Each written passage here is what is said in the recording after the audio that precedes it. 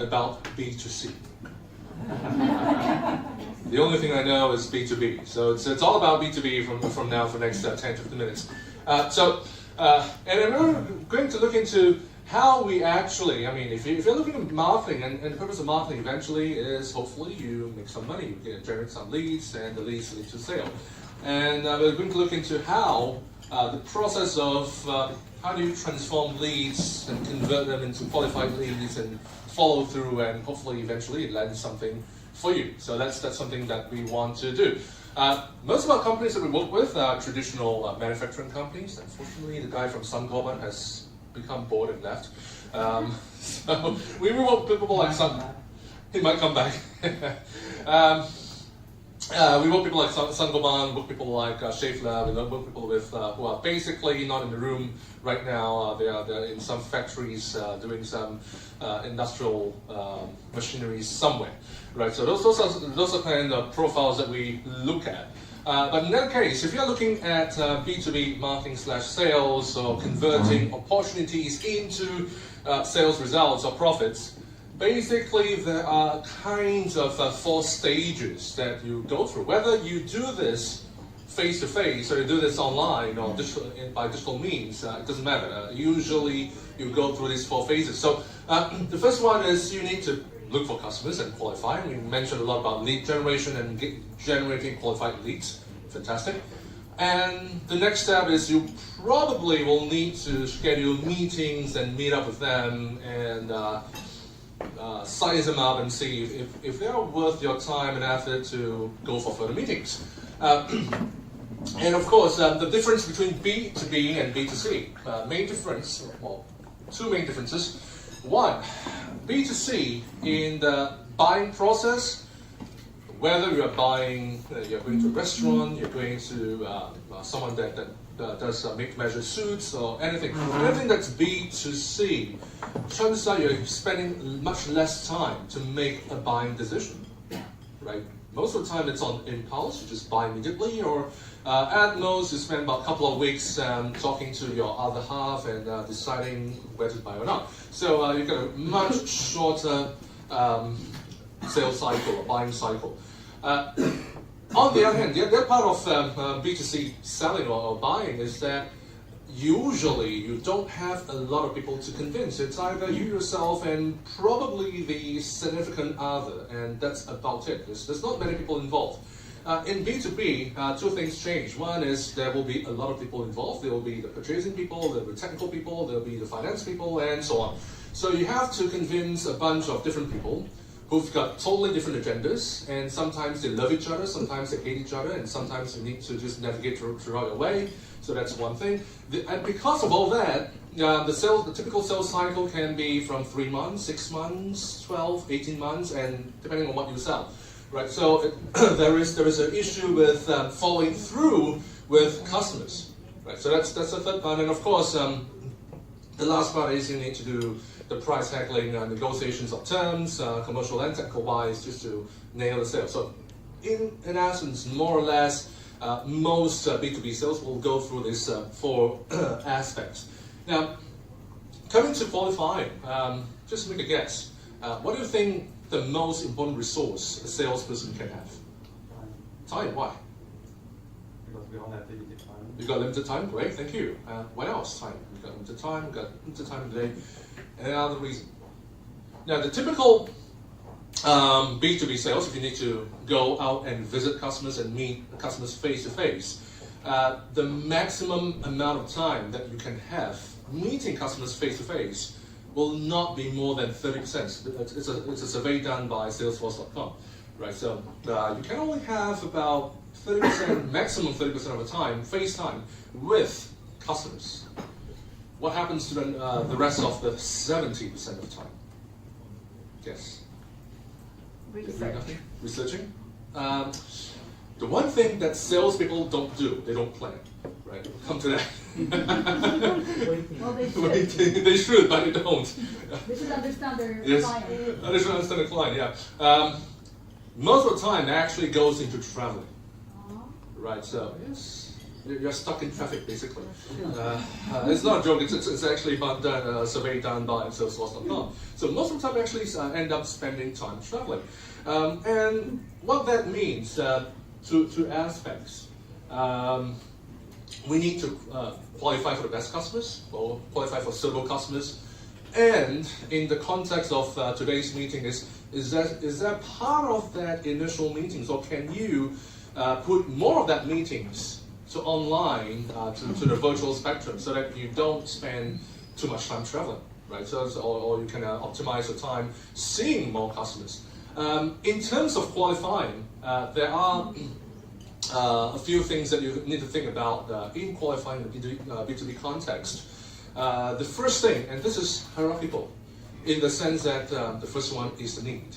Is there something that the customer needs that you can fulfill and that's a good fit? Right? If there's no need, there's no deal. Right? B2B selling or buying tends to be a bit more rational. I wouldn't say very rational, but a bit more rational in the sense that there's always a setting of, do you really have the need to do something? Is there a solution to solve problems, etc.? If there's a need, but if they don't have money, then it's no deal. So you qualify, do they have the right budgets? Right? They can have smaller budgets and you can scale down, but they need to have some kind of budgets to make it all workable. You can have creative ideas like paying in installments or having a longer payment terms and all that, but it boils down to, do they have the qualified budgets? The third one is, do you have the right relationships? I mentioned earlier, in a lot of B2B selling, there's a bunch of different people that you need to work with. And what is your level of relationship with them? Do they trust you enough to open up to you? Are they willing to share information about what they're doing? What are their aspirations? What are the goals? What are the constraints with you? Right. So that's a relationship part. If they have a need, if they have the money, if they have the budgets, but you don't have a strong relationship with them, you can still sell, but it's going to be tough. Right? That's still doable, but it's going to be tougher. And the last one is by potential, meaning if they buy from you this year, hopefully they buy more next year.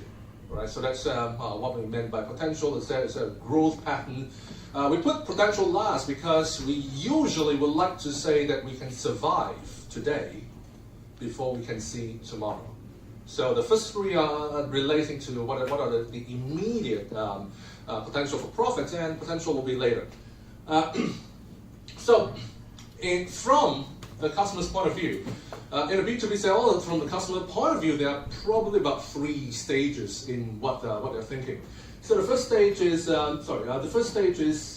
they kind of feel that they want to buy something, but they don't really know what it is. So there's a need, but it's not very clear about what the need is. 2 is, now I know the need, then I need to evaluate which is the best vendor, which is the right solution, and so on. Oh, by the way, in the B2B world, it's not about products usually.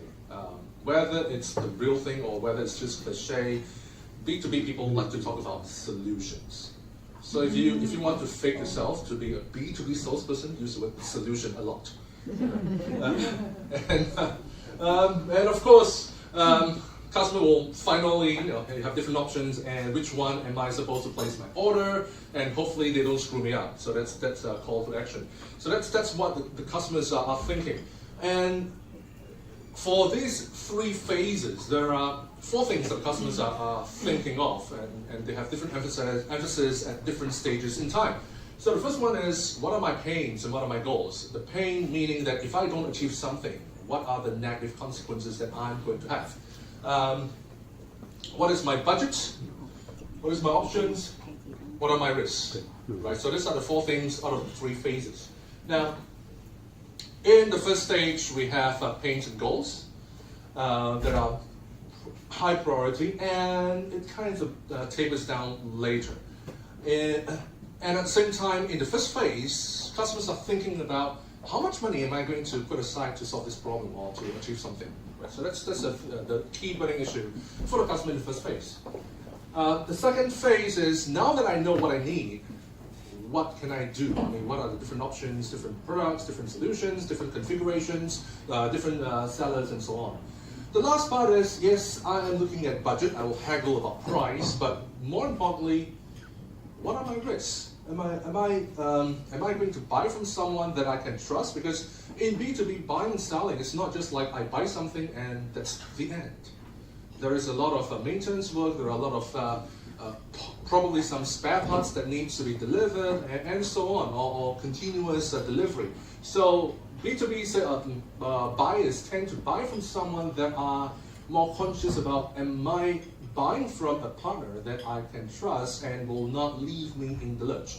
Am I buying from someone who is nice to me before and after the sale, and not just take my money and disappear and run away? Right. So that's those are some of the things that B2B customers are looking for. How many people do you need to talk to before you land the sale? Again, this is another survey by a company called Miller Hyman. 65% of all complex sales, you need to talk to or connect or contact 2 to 5 people or key people in customers' organizations, and the other 1/3 you need to talk to or connect with 6 or above people. Now, a lot of what we have discussed tend to focus on the digital applications on lead generation. In the B2B world, there is an opportunity in this part. How do you, some of us mentioned about CRM, on how you plan and track your sales process and all that. How do you then link your CRM? The CRM will say, okay, next meeting, I'm going to meet up with someone. How do you link that CRM planning part with the communication part that I need to reach out with different people with different agendas and do different things with them? Also, we mentioned that the typical sales cycle is going to be months, sometimes years. How do you then sustain the level of interest? Right? How do you make sure that they don't suddenly change their mind, change their plans, change their strategies, and decide not to buy from you at all? So there are certain tools that we can think about that allows us to remain in touch and contact with B2B customers even at the following stage. Right. Last but not least, it's about objections handling. We talked about the last phase. You need to haggle the price. You need to get it done. Objections handling is not about explaining things to customers. It's part of it. But if customers have an objection and you just jump in and explain things like the typical customer's objection is your price is too high, you're too expensive. And if you were to jump in and say that no, we are not expensive at all, right? And what happens is you are going to land in an argument. You're going to land in some conflict and argument. And what happens at the end of arguments? The customer says, I cannot out-talk you, but I just won't buy. Right? So that's the end. So in the last phase to get the sale, there'll be some kinds of objections from somewhere. So the key thing is to think about, we have a framework to empathize with the customer, saying things like, I understand how you feel, thank you for your feedback. We don't want to go into the explanation just yet. And then we don't even go into an explanation after that. We actually get some clarification. When you say we are too expensive, how much more do you think we are? How much have we exceeded your budget? Right? So how expensive are we? Or if you say we are too expensive, with whom are you comparing that we are expensive? So these are some of the things that we need to seek clarification. Some of the online tools at this juncture, what I found is some B2B salespeople, they've got a mobile app that allows them to handle typical sticky and uncomfortable customer situations that they may face. Right, so it allows, it provides some kind of a reminder of what are some of the situations that they could be in, and what are some ways they can actually give a suitable reply to their customers. So that's something that we can think about in digital. In the B2B world, this is a study, study by this company called HR Shelley. This spent about 15 years. Surveying about 80,000 B2B customers around the world. And one of the key things they found is that the reason that B2B customers buy is because of a salesperson, or main reason. 39% of the time, B2B customers choose to buy or not to buy. It's because a salesperson. We're not saying the salesperson is all encompassing. We're not saying that you have a horrible product and you have a great salesperson you sell. It's not that. It's just that when everything else is about the same, the salesperson is a differentiating factor. Now, what can be done in the realm of B2B marketing is how can salespeople firstly work better with marketing, right? Anyone has got a conflict with your sales department recently? Because usually when things go well, the marketing people will say it's because of our great positioning, branding, promotion, that name of the sale, right? And salespeople will say that it's because we got the customers, that's why we got the sale. When things are doing badly, right, marketing will blame salespeople. It's all your fault, right? And vice versa. So that's a war between sales and marketing. But what needs to be done is how sales and marketing can actually work better together on both of qualifying the right customers. Do you have better digital tools, online tools to streamline, to make sure that you have you squeeze more time and put it more to the virtual aspect with customer? Do you have better tools that can help salespeople to do better tracking and liaise with or follow through with different customers? Right? So these are some things that we can do. Also, one thing about salespeople, anyone who's doing sales here? Whatever you're doing, okay. What is the one thing that salespeople hate to do? If you like to do this, usually you are not a salesperson. So there's one thing that salespeople across all industries hate to do most. Administration, yeah, and a subset of that. Right, in 3 letters, it's called CRM. Right, so salespeople hate CRM, right? So, but if the salespeople can see the benefits of that CRM, I'm keying something not just because I need to report to my boss and his boss. I'm keying something because there are some tools that will help me to do better follow-up.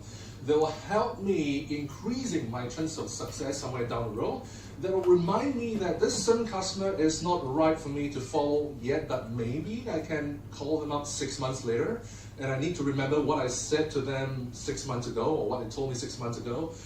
Those are kinds of areas, aspects that online tools can help salespeople to appreciate CRM a little bit more and be more willing to use it to help them, not just help their management. Right, and with that, we would like to test the capabilities of your phone. So, would we have an iPhone XS and a Huawei behind there and see if we can scan and see which one is a better phone? Right, so this is how you can download the slides. I see a lot of people taking pictures. Initially, I thought you're taking my pictures. Actually, you're taking my slides, but you don't have to do that anyway. You just need to scan them.